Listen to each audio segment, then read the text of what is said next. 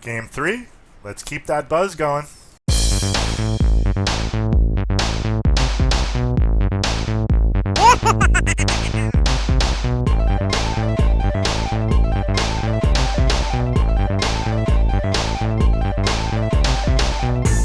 Alright, Game 3. Night has passed. We're up against James Ricchetti and his Soulblight Gravelords, Legion of Blood. That felt pretty good on this mission here. I really like Night has passed. I think it's very clever. Whether the Night has passed ever come into play is really hard to tell, but you got to do something to guard the back in case your opponent wants to try to capture your objective. The mission is very standard. Hold 1 for 1, hold 2 for 2, hold more for the third point. Plus you get your battle tactic for 5 points. If you have barged through enemy lines, then you can get a 6 point. But it's fairly standard. I'm pretty happy with how this battle plan plays out. You can get 26 points plus your grand strategy for 29 points. Is a perfect game. And let's take a look at the lists. James here is running Nagash, Big Daddy, Bone Daddy, Vampire Lord and Zombie Dragon. He's the general. He's got Aura of Dark Majesty. I'm going to have to look up what that does. But he's got Soulbound Garments, which I think is +1 save. And his grand strategy is Vampiric Conquerors, which is the one where you have to control more grave sites than your opponent at the end of the game. He has Pinions. Nagash is going to be dominating the magic. I don't think I'm going to get a spell off, which is okay.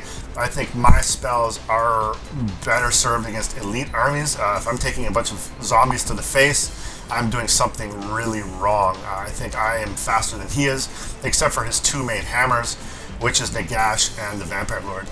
Vampire Lord is going to hit me whenever he chooses. Unless he gives me it, then I don't think that I'll be in too rough a spot.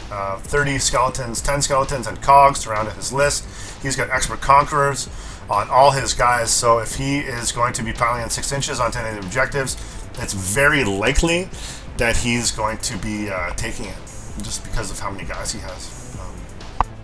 My list here, actually we're going to take a look. We're going to take a look at Dark Majesty. So, Legion of Blood, Wahapedia, Legion of Blood, Dark Majesty, subtract 1 from hit rolls for attacks made with melee weapons that target this unit. So, that's pretty cool. So he's a defensive Vampire Lord on Zombie Dragon, which is good. We're running Scarlet Doom, Nighthaunt Scarlet Doom, as you guys know, fight or flight. I'm from the realm of metal, my Guardian of Souls, and my Krulgas Crusader, doing well as a pair. Lady Olinder has not been doing so well so far for me. She's rolled a few 1s, actually several 1s on her lifting the veil, and she just hasn't been rolling the 5-ups to steal or erase those command abilities. They think the Guardian of Souls and a Krulgas Crusader are going to be auto-include for me from now on. And if I look at the points for Olinder, I think 340 points is exactly the same amount of points as 2 Spirit Torments and 1 extra unit of 10 Chain Rasps. Or I could go with the Chain Ghasts. Yeah, Chain Rasps or Chain Ghasts. Yeah. My 2 hammers are the Bladegeist Revenants. They are strong right now. 60 dice on the charge plus the mortal wounds is strong. They fight at 2 ranks. I have Spirit Host, Hexrace, and a unit of Chain Rasp to fill out my battle line. And pushing out to control a bit of space is the Dreadside Herodins plus the Mirrorborn Banshees, which hopefully does something this game. I know Nagash has a Life Stealer that he might try to cast on me, but getting the Mirrorborn Banshees wholly within 12 inches of a unit that's going to be eating those arcane bolts to the face is really unlikely.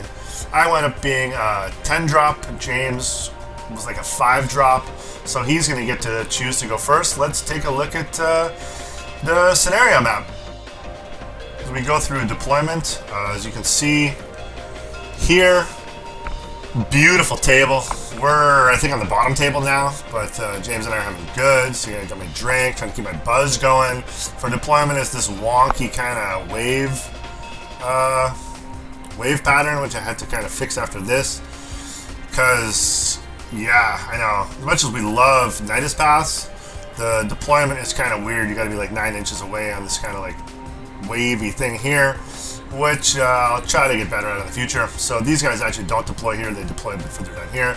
As you can see, I've got my movement trays, my filing trays here ready for me to unload my army.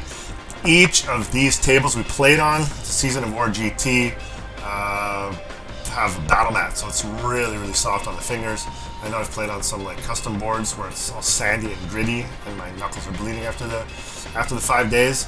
But wow, what a serious luxury us Wargames are having right now to just play on such beautiful, beautiful mats. He dropped down his gravesite here. One was here. I think another one you can see here. Another one was here. Another was here. It's roughly where I showed you before on the battle plan. James had dropped here, not yet, but let's take a look at how we go in deployment. Yeah, so it's down on this little wavy thing here. I had set my hex race in the back to screen out against his unit of skeletons. The 10 skeletons at the back here are ready to kind of go through the back of my deployment area to perhaps threaten my objective. I didn't really want that to happen for the first couple of turns, so I was okay leaving the hex race here. I think I moved them over here after, just to try to zone out the 9 inches. And of course, James is going to give me first turn. Here are the zombies. They're in a gravesite. I didn't know which gravesite he was actually going to try to pop them out from, if he was going to try to just really hit me with a long charge, or if he was going to play defensively. So during my first turn, which he gave me, I chose against the odds. I just had to capture one objective. I mean, who doesn't do against the odds first turn unless there's something a little bit easier. Like if you take an alpha, then maybe you'll do an eye for an eye, or if you have other plans, it's pretty good. My first turn, held back. I just knew that the fight wasn't going to go to him too quickly. I wanted to know where those zombies were, so I tried to buff up my Dreadscythe Harridans in the center here and just kind of offer them to him, as I knew I'd be able to eat whatever he threw at me with my Bladegeist Revenants after that. The Banshees here have everything in a bubble, and Lady O and the characters have gone off onto this side in case the zombies wanted to go here, so that they could hopefully take them out. Chain Rasps here. I didn't learn from my previous game that I should be a little bit further back with my Dreadscythe Harridans, but at the same time, I didn't really mind getting attacked by the Vampire Lord on Zombie Dragon. Most of my output against that 1-up save was probably going to come in the form of mortal wounds, but I knew I could probably save enough to then wipe him out on the counter charge. End of my turn 1, I get against the odds, hold 1, hold 2, hold more, so I've got 5 points. Let's take a look at James's turn. Here he's trying to figure out where he wants to drop his zombies at the end of the movement phase. He's decided to go full speed ahead with his Vampire Lord on Zombie Dragon. He's going to try to go into these units here and just eliminate this side of the board immediately. I knew that if this happened, I could probably get over there with these Bladegeist Revenants, so I wasn't too worried. He chose against the odds as well, and he gets his one objective.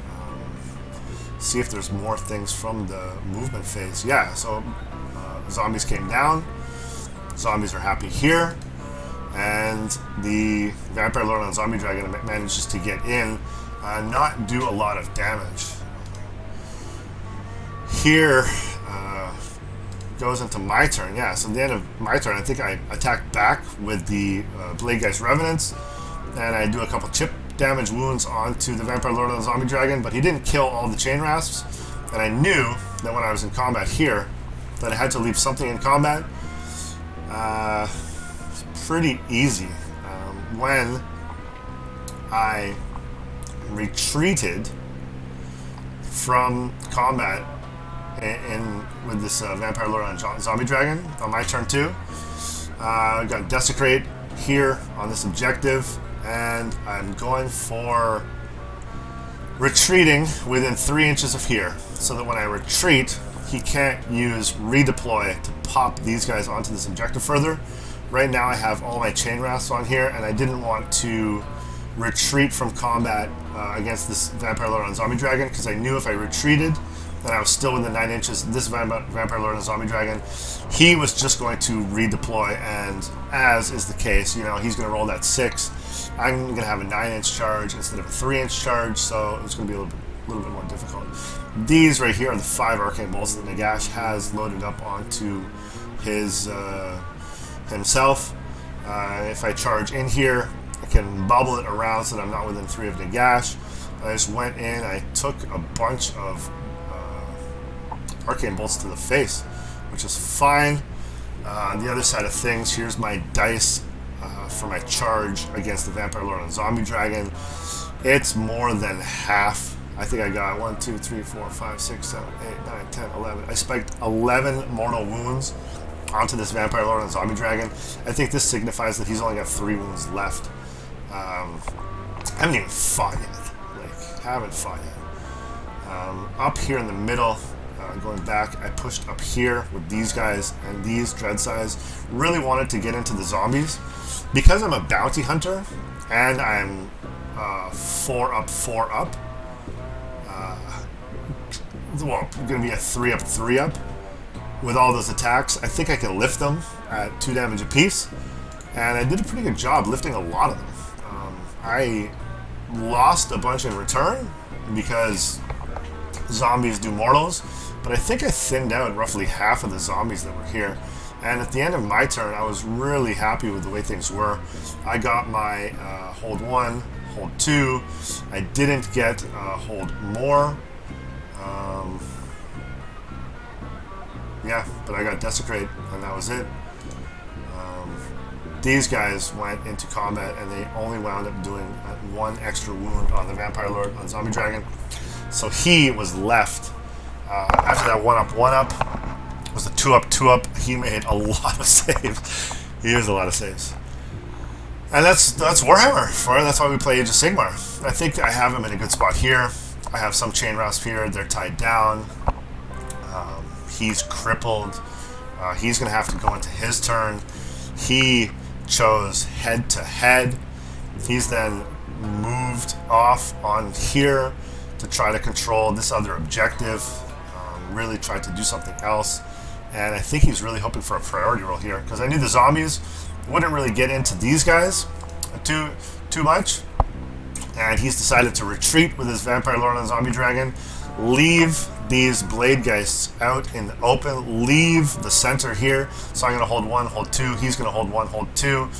He's going to get his 2 points, but he failed head-to-head on his battle tactic.